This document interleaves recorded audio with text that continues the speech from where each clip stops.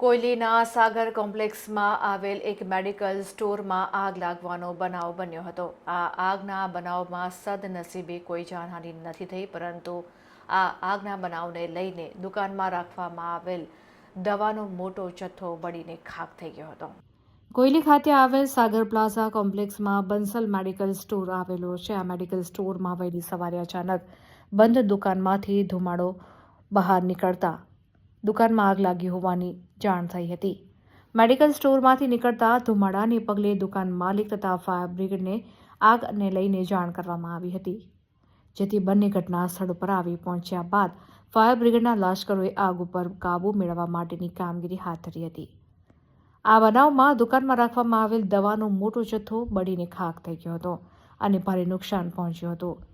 જોકે આગ લાગવાનું પ્રાથમિક કારણ શોર્ટ સર્કિટ માનવામાં આવી રહ્યું છે. વધુ તપાસ બાદ આગ લાગવાનું સાચું કારણ જાણવા મળશે.